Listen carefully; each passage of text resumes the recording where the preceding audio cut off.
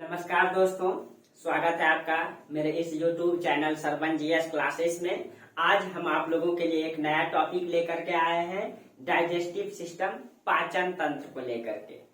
और मेरा वीडियो जो है कि मेरे गांव के अभिभावकगण भी देखते हैं, कुछ बाहर के भी अभिभावकगण देखते हैं। मुझे इसका अच्छा रिस्पॉन्स मिला है।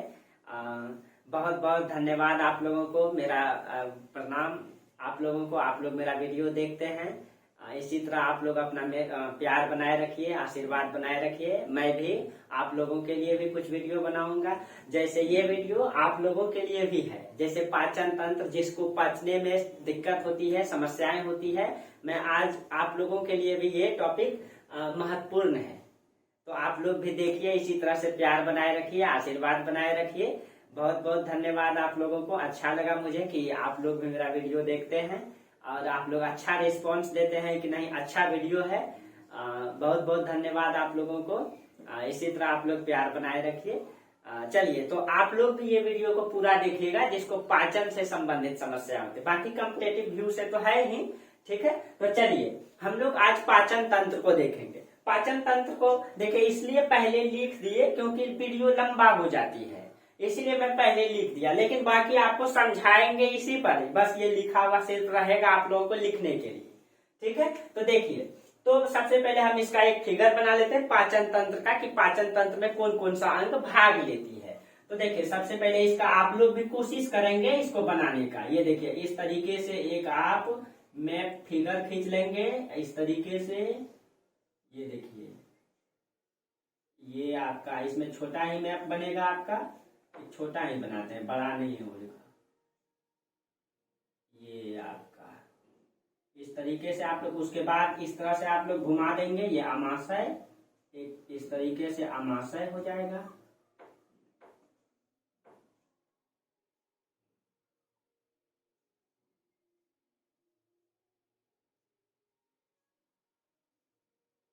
उसके बाद ये आमाशय आपका जुड़ा रहता है छोटी आंत से, इस तरीके से आप लोग छोटी आंत बना लीजिए। ये देखिए,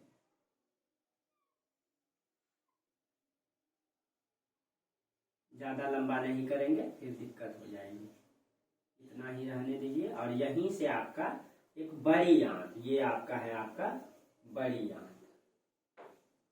थोड़ा सा और बड़ा बनेगा तो अच्छा है।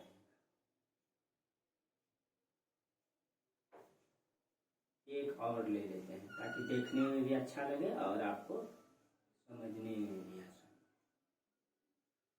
ये आपका इस तरीके से आप बना लेंगे एक।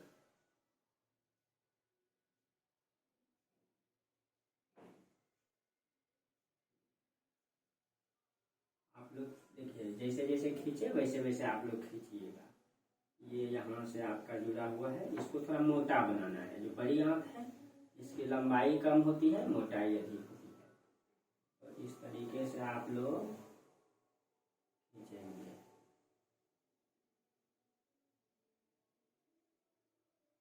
ये आपका गुदा द्वार है, ठीक है। इस तरीके से आप लोग बना लेंगे इसको, ठीक है। ये आपका, अब देखिए, यही है आपका मुख्य रूप से पाचन तंत्र का अंग, ठीक है। इसमें आपका सबका नाम लिख देते हैं। जैसे ये जो हम जहां से भोजन प्रारंभ करते हैं, खाते हैं, वो है आपका मुख। वो क्या है आपका?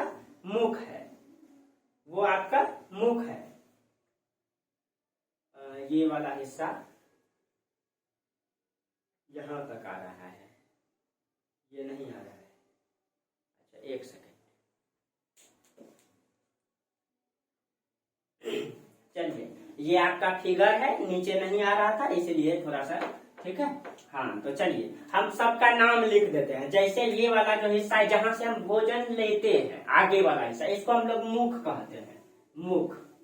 और जहां हम लोग का भोजन अंदर चले गया, यानी अंदर वाला हिस्सा जो जहां भोजन चबाने का काम करते हैं, उसको हम लोग मुख गुहा कहते हैं, मुख गुहा कहते हैं इसको। और मुख गुहा के अंतर्गत जो है क्या क्या आता है आपका? इसमें आपका दांत आता है, इसमें आपका जीभ आता है, ठीक है। और इसमें आपका लार ग्रंथि आता है, लार ग्रंथि। अभी इन सब के बारे में चर्चा करेंगे।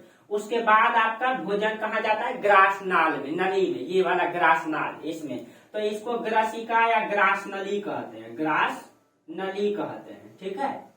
ओसोफेगस अंग्रेजी में इसको कहते हैं ओसोफेगस। ये वाला अमाशय है, अंग्रेजी में इसको स्टमच कहते हैं, अमाशय।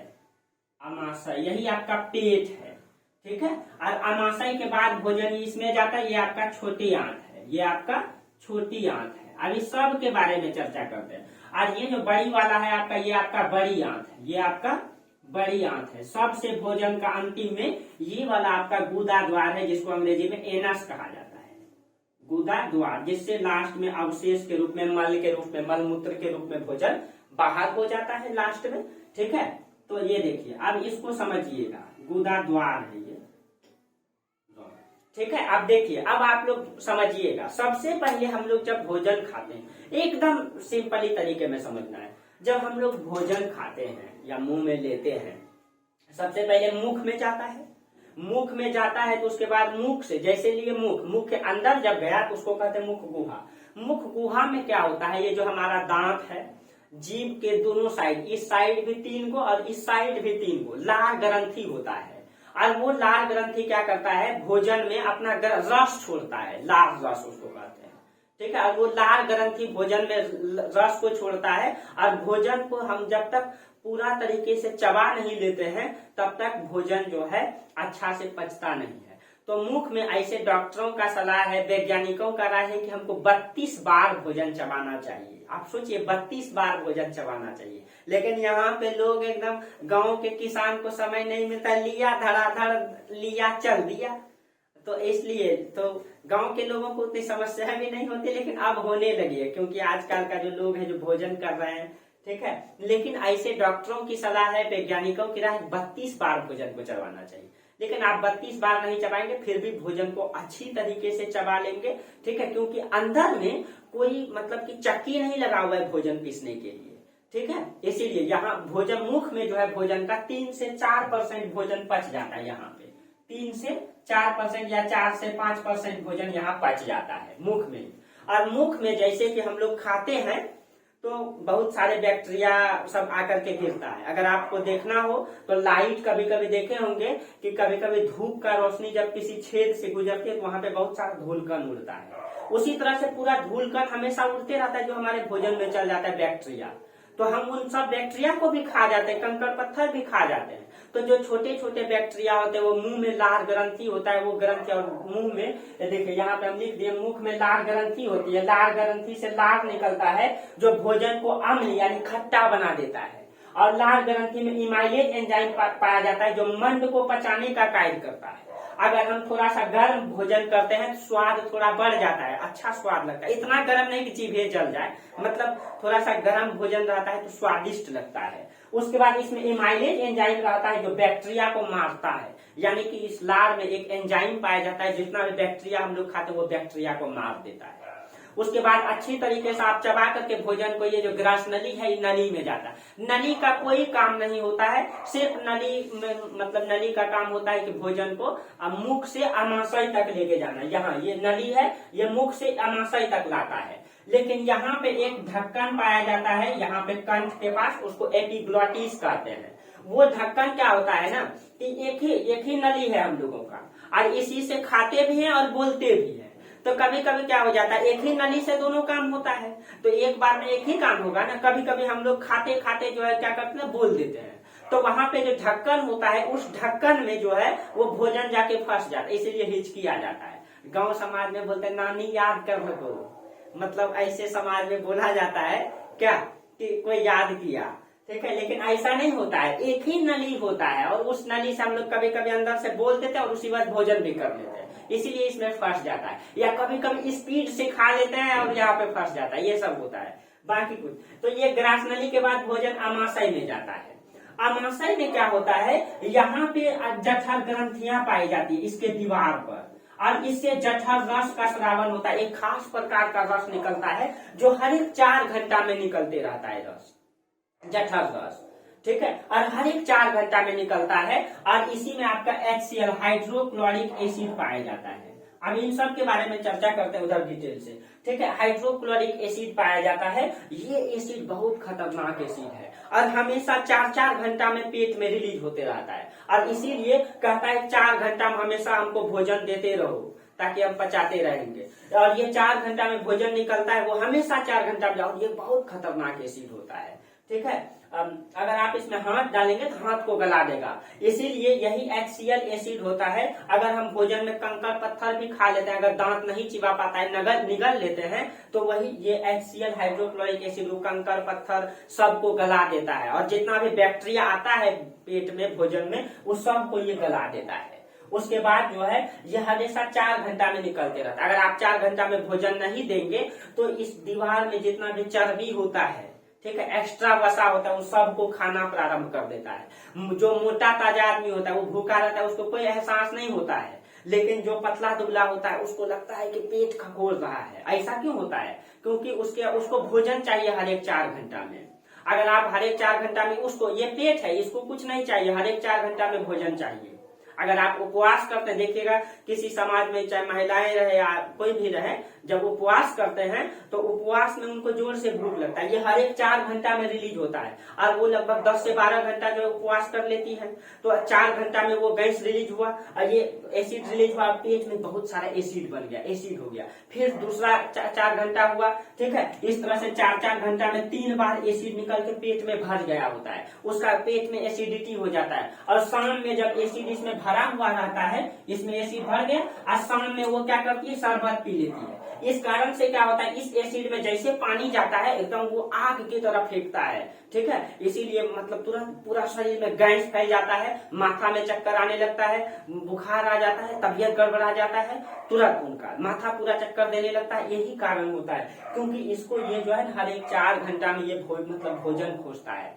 ये उपवास नहीं खोजता है, ये इसको हमेशा हर एक 4 घंटा में भोजन चाहिए। ठीक है, इसीलिए क्योंकि यहाँ से हर एक 4 घंटा में ये रिलीज होते रहता है।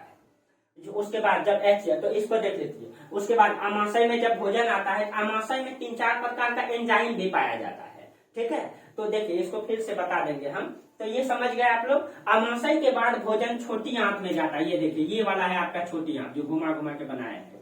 ठीक है, ये इसमें क्या होता है, अब कुछ भोजन तो मुख में चबा लिए, वो पच गया।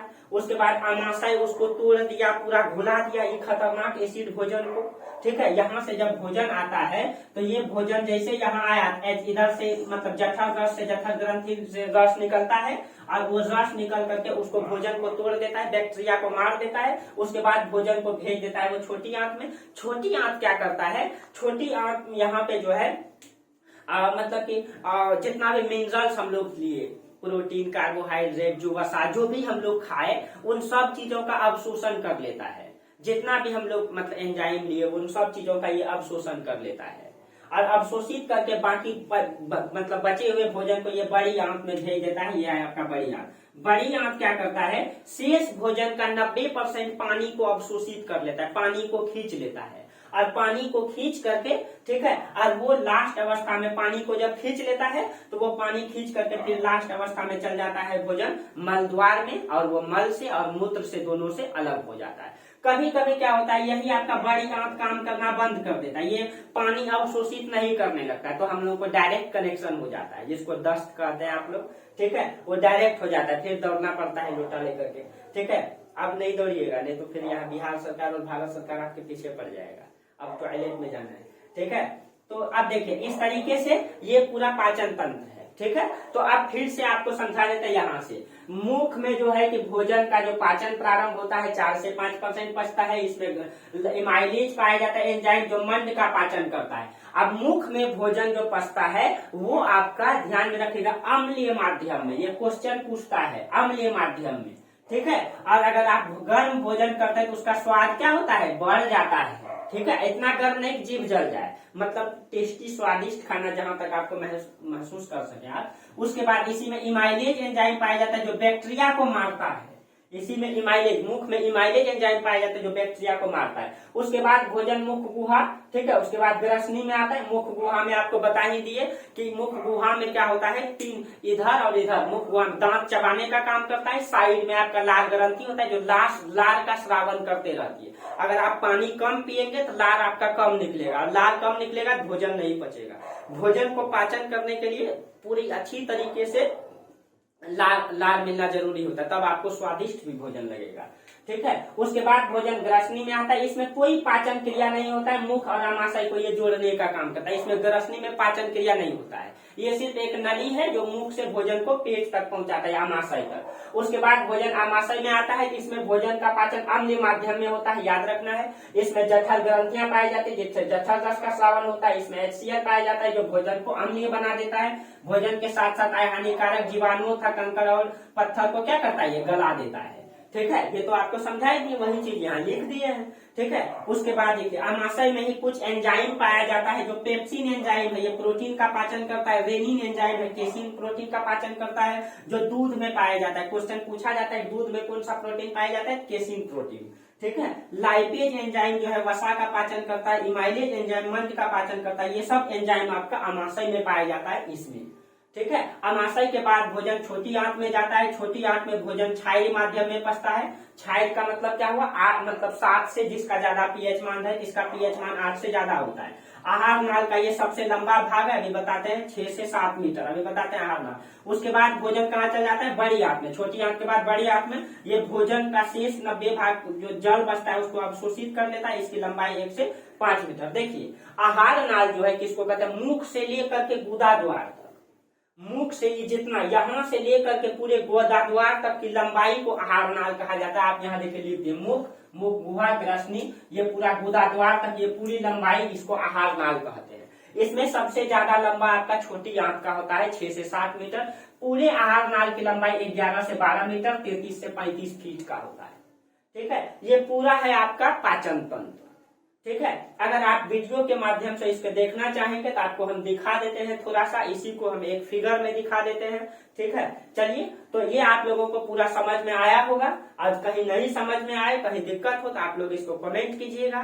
ठीक है, और अच्छा लगे तो लाइक सब्सक्राइब जरूर कीजिएगा, आगे बढ़ाइएगा। ठीक है दोस्तों, तो यहाँ तक इसको देख लेते हैं, यहीं तक रहने दीजिए। देखिए, तो हम लोग इसको थोड़ा सा हम लोग एक इसमें देख लेते हैं। यही हमारा पूरा सिस्टम है, और आपको डाइजेस्टिव सिस्टम देखिए, यही है आपका पाचन तंत्र। मुख्य रूप से यही अंग आपका भाग लेता है पाचन तंत्र में। आप देखिए, जैसे ये कलर किए हम, ये देखिए, ये आपका मुख से प्रारंभ होता है भोजन, ये आपका मुख से भोजन प्रारंभ होता है। उसके बाद ये भोजन ग्रास नली में जाता है। ग्रास नली, यही है आपका ग्रास नली, इसमें भोजन का कोई पाचन नहीं होता है। और इसके बाद भोजन, ये आपका आमाशय है, आमाशय में चला जाता है। और आमाशय के बाद जो है भोजन, ये आपका छोटी आंत है, छोटी आंत में चला जाता है। और छोटी आंत के बाद जो है भोजन बड़ी आंत में चला जाता है। बड़ी आंत के बाद जो है मल द्वार के माध्यम से भोजन निकल जाता है। यही आपका पूर्ण रूप से पाचन तंत्र में यही अंग आपके भाग लेते हैं। ये आप पूरा देख सकते हैं। और ये देखिए, इसके बारे में हम नहीं बताए, ये आपका किडनी है, वृक्क, इसी से लीवर होता है इसमें। और लीवर के नीचे में एक पित्ताशय होता है, पित्तरस, जिसको गॉल ब्लैडर कहते हैं उसको अंग्रेजी में। ठीक है, यहीं पे आपका होता है ये वाला, देखिए ये वाला भाग, यही आपका, और इसी से पित्तरस निकलता है जो भोजन के पाचन में सहायक होता है। उसके बाद इसके नीचे में अग्नाशय होता है, जिससे अग्नाशयी रस निकलता है, वो भी भोजन के पाचन में सहायक होता है। ठीक है, उसमें आपका, उसमें लिखा हुआ था आपका, यही है पूरा। और आपको आगे भी बताते रहेंगे, ये पूरा सिस्टम है आपका। ठीक है, शरीर का ये पूरा सिस्टम बना हुआ है, आप देख सकते हैं। उसके बाद ये रिप्रोडक्टिव सिस्टम है, श्वसन तंत्र। उसके बाद आपको कभी ब्रेन के बारे में बताएंगे, ठीक है, कभी आपको हार्ट के बारे में बताएंगे। देखिए, ये हमारा हार्ट किस तरीके से धड़कता है, कभी इसके बारे में बताएंगे, कहाँ शुद्ध रक्त बहती है, कहाँ अशुद्ध रक्त बहती है, सारा जानकारी आपको देंगे। एक सामान्य व्यक्ति होने के नाते आपको जानकारी रखनी चाहिए, अपने स्वास्थ्य का ध्यान रखना चाहिए। और आप लोगों को मैं जितना मतलब जानकारी रखता हूँ, आप लोगों को साझा जरूर करूंगा। जहां तक संभव हो सकेगा आप लोगों का इन सब चीजों में हेल्प करूंगा, आपके स्वास्थ्य में, आपके जानकारी में, आपके नॉलेज में। ठीक है, आप सभी अभिभावकगण, मेरे दोस्तों, मेरे साथियों, आप लोग हमसे जुड़े रहिए। ठीक है, आप लोगों को बेहतर नॉलेज देंगे। चाहे मेरा हिस्ट्री का क्लास आप लोग कर ही रहे हैं, ज्योग्राफी के लिए स्टार्टिंग कर दिए हैं, आपको कहीं जाने की जरूरत नहीं है, कहीं एक्स्ट्रा करने की जरूरत नहीं है, बस आप हमसे जुड़े रहिए। आपके लिए मैं बेहतर से बेहतर प्रयास करूंगा। आप लोग अपना लाड प्यार बनाए रखिए, आशीर्वाद बनाए रखिए, फिर हम आगे करते रहेंगे। ठीक है, अगर हम आपको इसको भी दिखाना चाहें एक वीडियो के माध्यम से, तो आप इसको भी देख सकते हैं। 1 सेकेंड आप वेट करेंगे, उसको